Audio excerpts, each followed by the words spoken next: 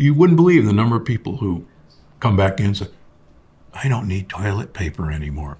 Wow. What do you think about that? And I said, now we're talking. We've talked a lot about butyrate on this show and in my book, but I love hearing other perspectives on the subject. Mm-hmm. Why is butyrate so essential for gut health? Well, how we look at it is really about vegetables. And I'm interested in your feedback. But in the end, something around 95% of Americans aren't getting enough fiber. You've talked about this endlessly, right? So if we're not getting enough vegetables, then we're not getting enough fiber. If we're not getting enough fiber, resistant starches, we're not getting enough butyrate. So if the foundation of gut health is vegetables, and the foundation of gut health is fiber, resistant starches, polyphenols, you said that a few times, well then shouldn't the foundation be founded in butyrate? For everybody who hasn't heard about butyrate, butyrate is one of the short-chain fatty acids, and that doesn't mean much of anything. Butyrate was named butyrate or butyric acid because it just happens to be found in small amounts in butter. Mm. And that's where the name butyrate came from. Got it. So what's so unique about short-chain fatty acids, particularly butyrate, in gut health, in brain health? Why this silly little compound? Why is it so important? Well, you said it a little bit in the intro, and that was about balance, right? So when we look at the gut and we look at the whole body, we think about whole body balance. And when you're looking at the short chains and the signals they send, right, to liver and muscle and brain and heart, and how some of these neurotransmitters or hormones, are transporting or let's say transmitting across the vagus nerve, then it just stands to reason that if these signaling molecules are connecting to all these other organs, and that the core organ of the gut is the core organ for health, then these short chains should be extraordinarily important and foundational, in our opinion, maybe second only to sleep in terms of human health. That's how we can view it, as why short chains, why these small fats, these short chain fats are so important. The other thing that amazed me years ago in studying colon health is the lining of the colon are single cells called colonocytes, a great name. And you would think that most of the cells in our body need blood flow to them and get oxygen delivery and nutrient delivery. And yet the colonocytes get 80% of their energy by eating butyrate. So butyrate is basically the sole source of nutrients to the lining of our colon. And if you didn't know that, you do now, but that's what really amazed me, that, wait a minute, every other cell in our body, it gets plenty of nourishment from blood flow and blah, blah, blah, and oxygen. But these cells have to have butyrate to survive and do well. Yes, I couldn't agree more. You mentioned fiber, and clearly there, as I talked about in Gut Check, you could eat all the fiber in the world, and you might not make butyrate because you don't actually have the chain of cells, bacterial cells, that can manufacture butyrate out of that fiber. Is that part of the problem now, that our gut microbiome is kind of a desert wasteland rather than a tropical rainforest? Definitely. I think you said that in a previous podcast. And I think there are several things that I think the consumer really should know, that we should all know. And that is that, one, what you just said, that we don't actually have the factory workers, right? So you send the fiber, there's a factory, but there's no factory worker. This can't be converted to what you said previously. But the bottom line is those gut buddies that you say, those factory workers aren't there to actually convert that fiber or resistant starch or polyphenol, into, butyrate. That's number one. The second is, if we have such a lack of polyphenols in our diet, or fiber, or basically vegetables, And let's say 95% of us aren't getting this. Doesn't that stand to reason that 95% of us don't have enough butyrate? Is this not the deficiency that we are not talking about? For example, we know vitamin D is deficient, so we take vitamin D. We know magnesium is deficient, so we take magnesium. It could be iron, but vegetables, that is arguably the most deficient in the American diet, and hence butyrate is that secret deficiency. I would like to limit it to just, or expand it to just human health. Right. Really. And you've said things along these lines. I'm interested in your feedback on, does that mean if 95% of us aren't getting enough resistant starches, polyphenols, and fiber, and our gut buddies aren't there to turn those into butyrate, then does that mean we have one of the largest deficiencies in the American diet here in butyrate? Oh, yeah, absolutely. In fact, one of the things that's unfortunate is we can measure vitamin D levels. We can measure magnesium levels, although most people don't realize that almost all of our magnesium is kept inside cells. And we will actually deplete magnesium out of our cells to keep our blood levels at a normal range. In fact, one of the things that shocked me years ago in heart surgery is magnesium is really critically important for keeping heart rhythm regular, preventing skip beats, for instance, atrial fibrillation. And we found that even though almost all the people we operated on had normal magnesium levels when they came in, we had to give them huge doses of magnesium intravenously every 4 to 6 hours for 48 hours after heart surgery to suppress all these extra beats. And that's because they were total body deficient in magnesium, and we just didn't realize that. It's the same thing with butyrate. Now, a number of companies have been able to track butyrate levels in the stool, which is really the only way now we have of tracking butyrate. Right. And when I use those tests on some of my more mischievous patients, almost universally, they don't either have butyrate producing bacteria, or they may have those bacteria, but they don't have levels of butyrate. And interestingly enough, a great number of these people don't have the short chain fatty acids that can be assembled into butyrate. And so, and it's just almost all of my folks with leaky gut, for instance, are, profoundly deficient in butyrate. So what you're saying is, well, there's a little bit of butyrate in butter. We should have a stick of butter every day and then not worry about it.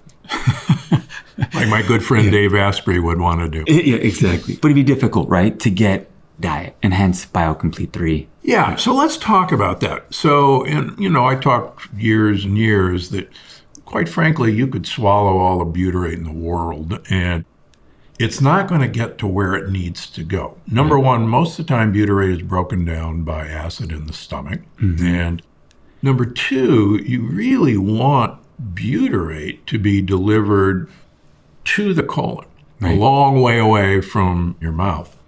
In fact, I had head of Pendulum Life who makes several butyrate producing strains on my podcast, and she brought up a very good example of what I was trying to describe.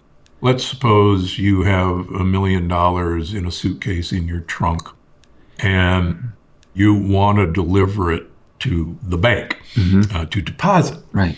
And there's an accident and your trunk flies open and the suitcase lid pops and the $1 million in $1 bills is now strewn around the highway.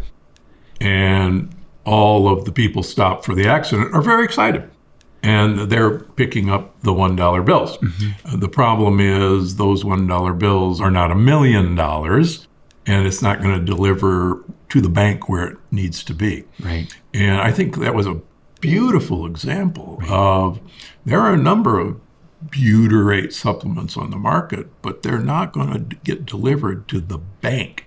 And that's why we were so excited to partner with you, because you guys had a way of delivering butyrate to the bank.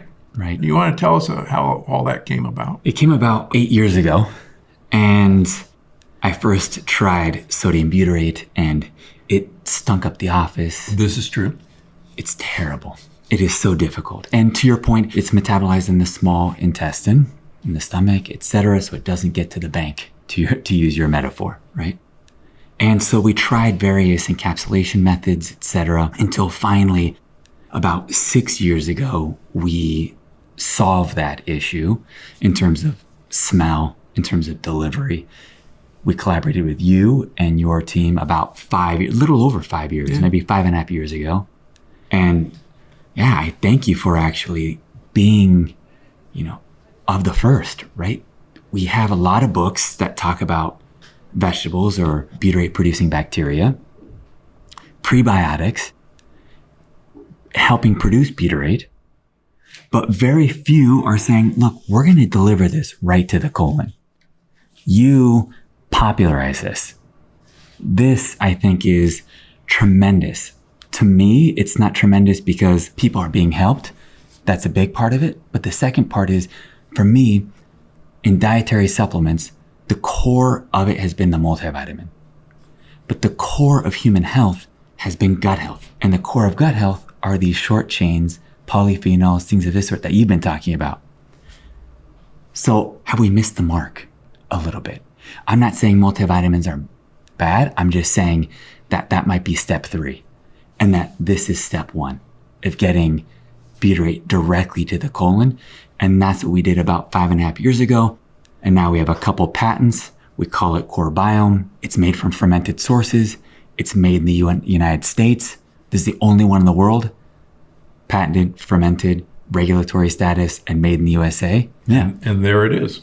There you go. There's a husband and wife team, microbiome researchers at Stanford, the Sonnenbergs. Right. And they teach, and correctly, that our gut microbiome literally is a desert wasteland. Yeah.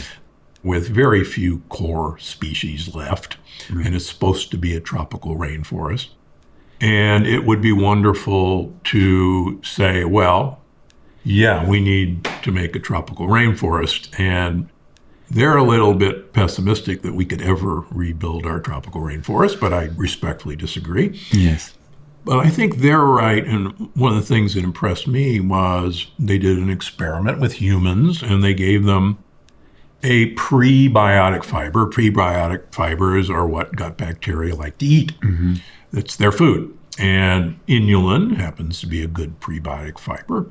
And so they gave volunteers lots of inulin. And they looked at their gut microbiome diversity, and a more diverse microbiome is better than a desert wasteland. Mm-hmm. And they looked at their markers, like C-reactive protein, just as an example. And lo and behold, despite getting all this wonderful prebiotic fiber, which ought to feed gut bacteria, right, there was really no change in gut diversity or in markers. And they go, well, what the heck? So to their credit, they said, well, we're missing postbiotics of bacterial fermentation. And so they gave these people these prebiotics, the inulin, but they also gave them postbiotics. And it was mostly in the forms of yogurts and kefirs. Mm-hmm. And repeated the experiment. And lo and behold, it was the combination of the postbiotics and the prebiotics that then improved the gut microbiome diversity and started to lower the markers. And I think that's a really important take-home point, because it's one thing to tell everybody, eat your vegetables. Hard to get people to eat their vegetables. And it's another thing to say, take a bunch of prebiotic fiber, like inulin. But it's another thing to say, and this is why, again, we are so excited to have partnered with you.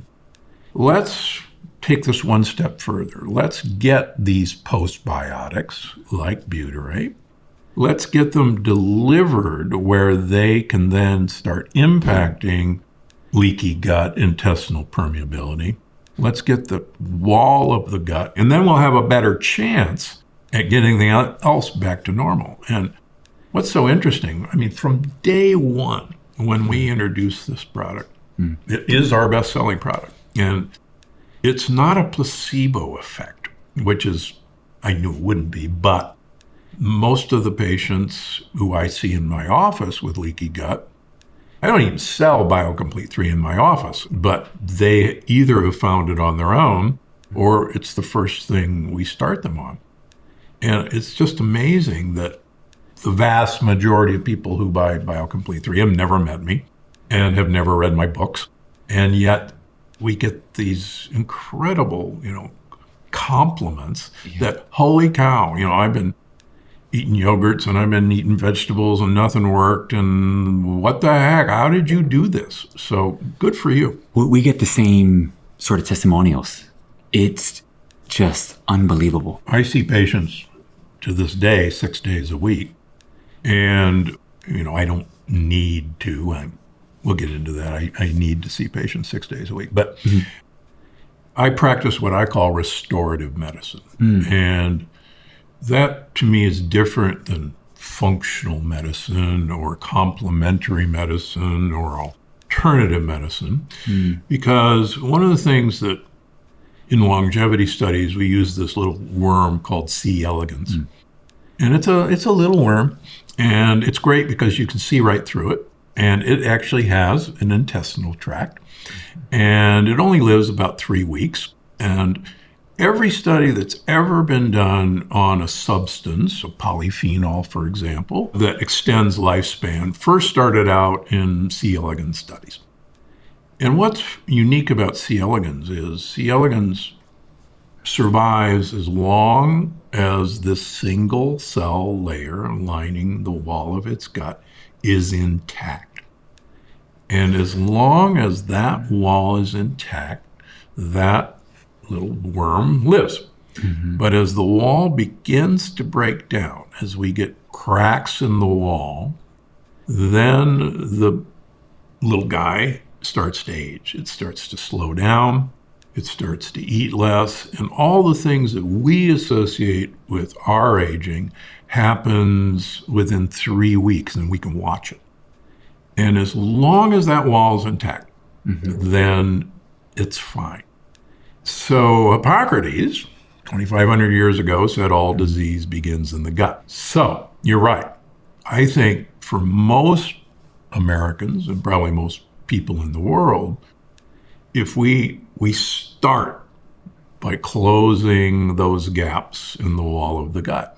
And butyrate is one of the best compounds that's ever been discovered to help those colonocytes close the gaps. And then you're right. Then we layer in the probiotics, the friendly bacteria. Right. But those guys have to have something to eat.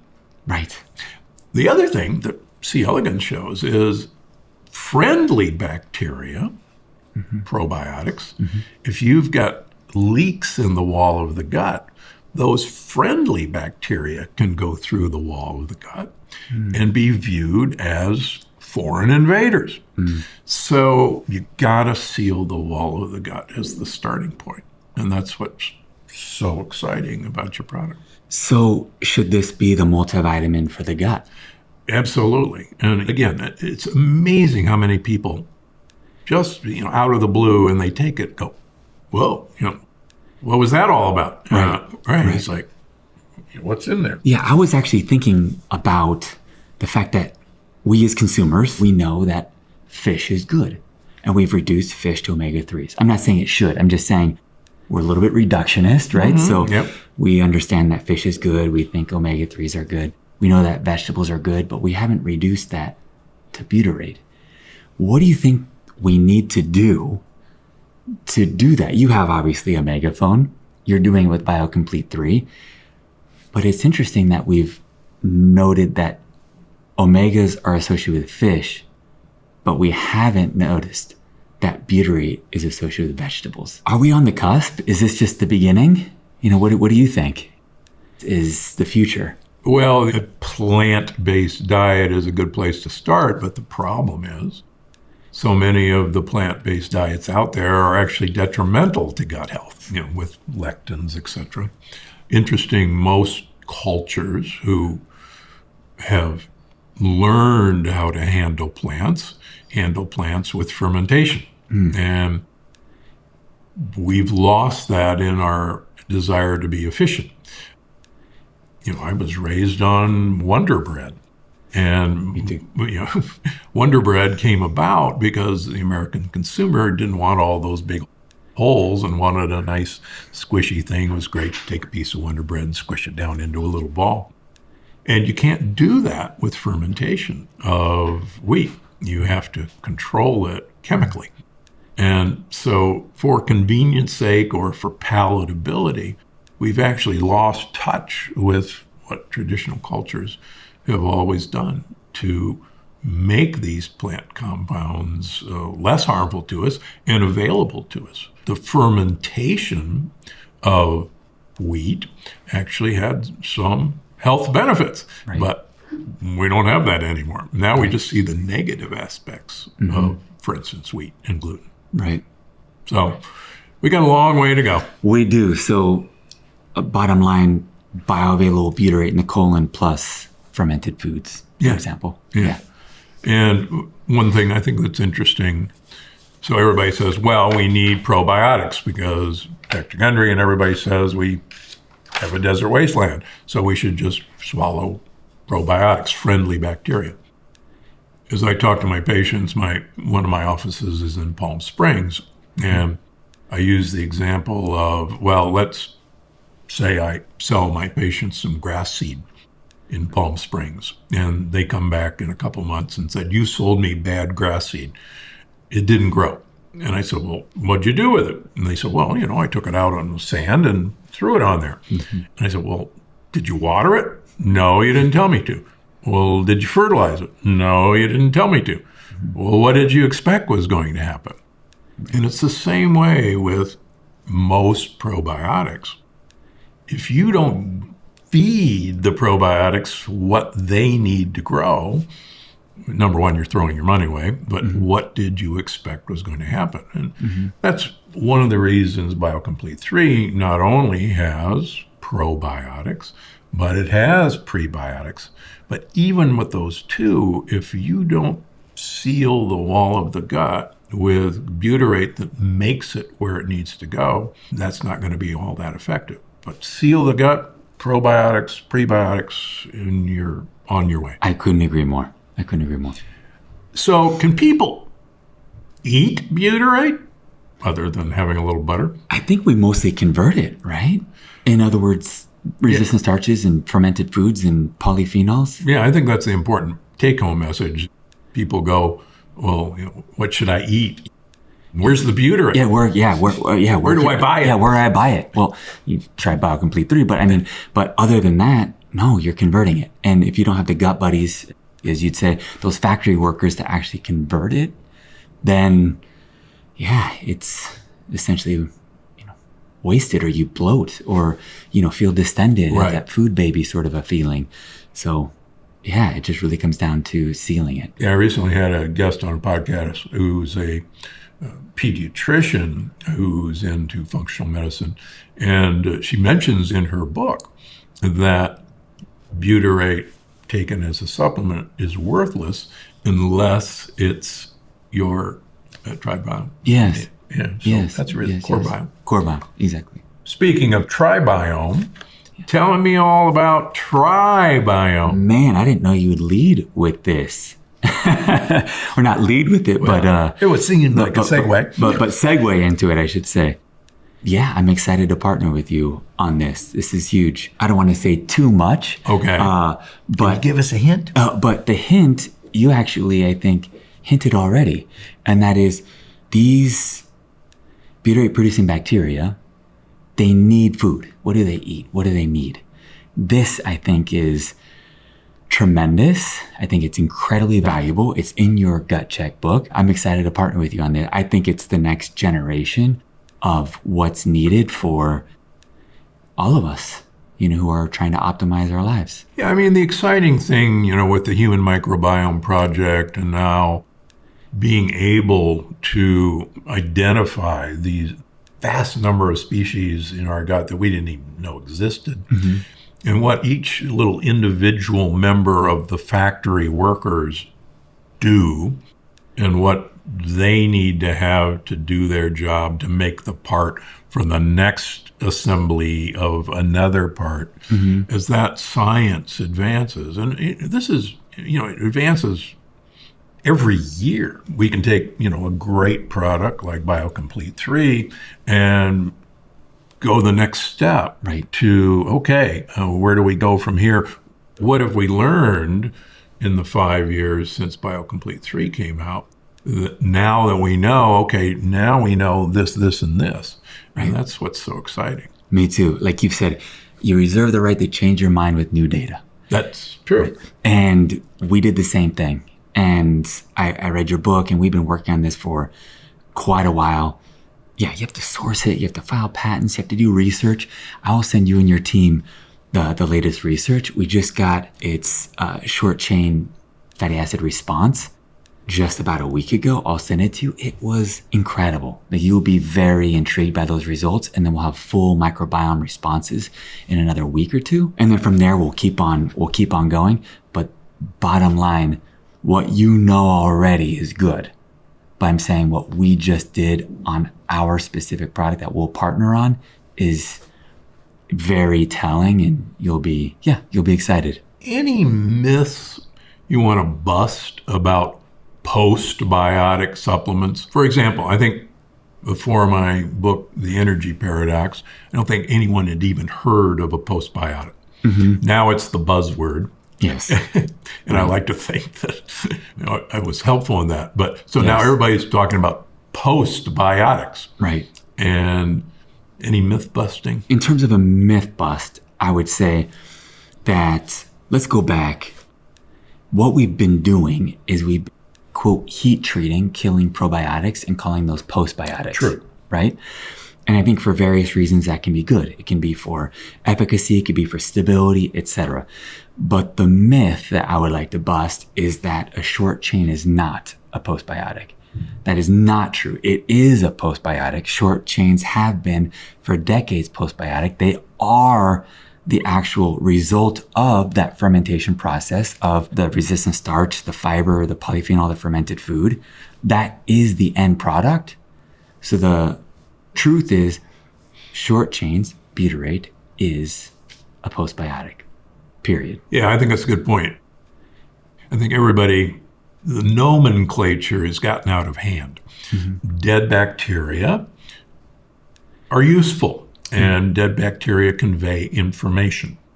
And dead bacteria can be read by other bacteria, like dead Akkermansia actually has utility. And other bacteria in the gut say, even though it's dead, they read the barcode and say, oh, Akkermansia is in the house, great. And unfortunately, the nomenclature says, okay, that's a postbiotic, it's a dead bacteria. Not so fast. That's a dead bacteria.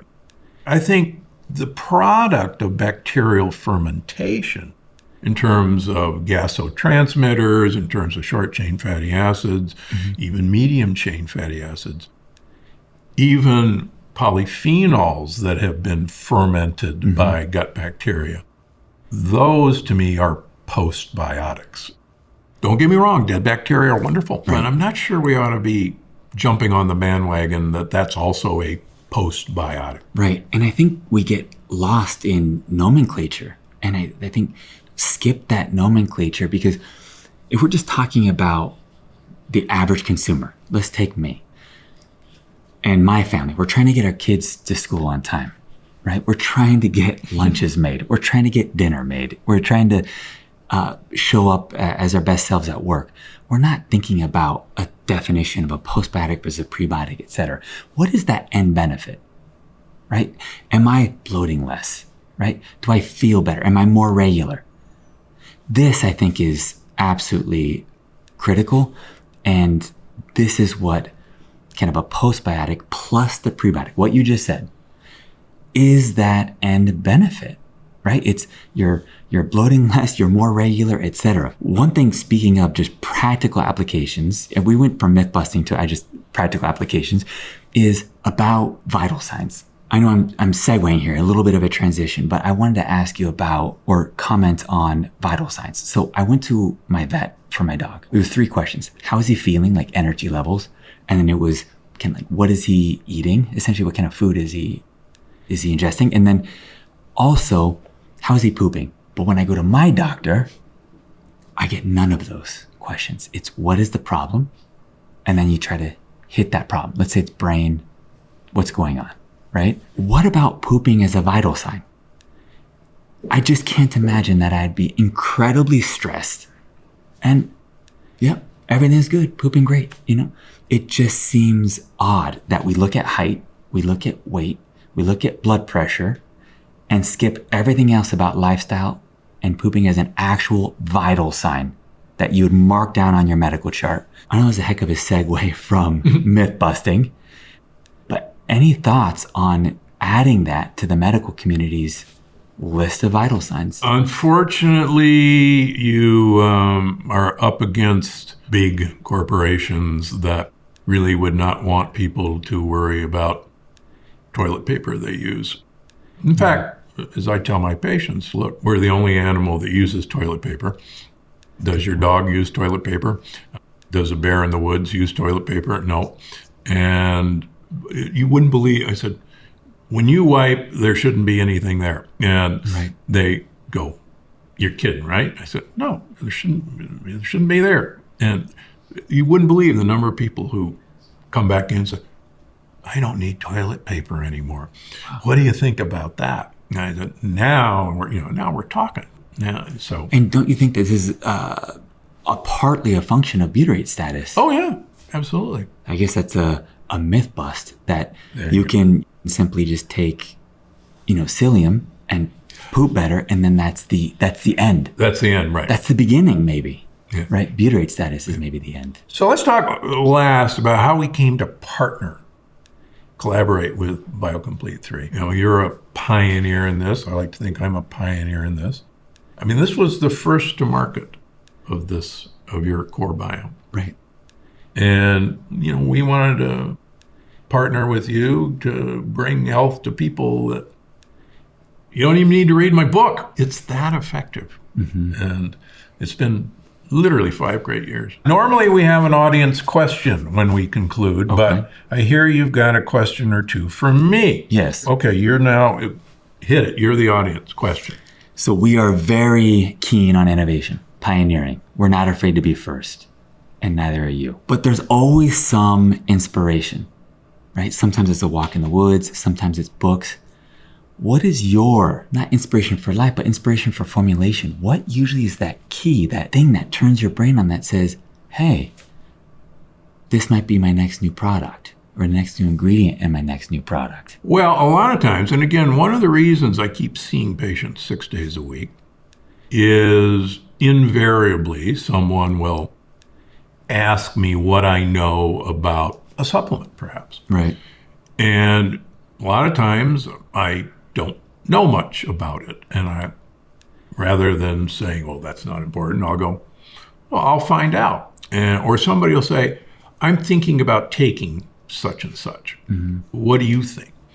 And I'll say, tell you what, I'm going to try it on myself and I'll get back to you. Or I'll try it on my wife and myself. Mm-hmm. Or I'll ask 10 or 20 patients who have an issue, mm-hmm. and I've read that X might be useful in fixing this issue. Mm-hmm. So I'll go, and I don't make that product. I'll go buy this at the health food store or on Amazon. Mm-hmm. I have your blood work at baseline. Mm-hmm. We'll see in 3 months, and let's see if that affected what I suspect it's going to affect. Right. And if that happens, then I go, son of a gun, look at that. Right. Supplements don't make expensive urine. I literally see that right. every day. Mm-hmm. Or I'll have patients who are doing well taking a supplement, whether it's one of mine or somebody else's, mm-hmm. and then they stop for whatever reason. Mm-hmm. And we'll see it on their blood work. Mm-hmm. And I'll go, did you stop X or Y? Right. And they'll go, oh yeah, it wasn't doing anything for me. And then I'll go, well, that's funny. Look at here. Right. And they go, whoa, I didn't feel any different. And then with each book, I, go down a rabbit hole and with the energy paradox, I knew nothing about this communication signaling system of gases that are generated by bacteria that are messaging system. For instance, I just got back from a conference in Malta where the Microbiota Society was meeting, and I was lecturing on the microbiota and addiction. And there was a conference right afterwards, an entire 2 days of the Society of Extracellular Vesicles. And I wrote about them in Gut Check, but there's a society devoted to extracellular vesicles, which are basically text messages containing information, containing RNA and DNA, even mitochondria, that not only bacteria pop off, that goes through our gut wall and into us, that tells our cells what to do, but plants have these extracellular vesicles that tell bacteria and us what to do. So there's this amazing trans-kingdom communication between fungi and plants and bacteria and higher animals. And we're now, because we've finally begun to decode the language that has always been there, we just didn't hear it. Right. It's like, I'll use an example. It was thought that mice don't talk, don't have a language, and, quiet as a mouse. Right. Turns out they speak in ultrasound, and so we can't hear it. Right. And when they use ultrasound, it turns out these guys talk all the time. Right. And it's like, we didn't know that because we didn't hear it. And it's like, we now are discovering the language.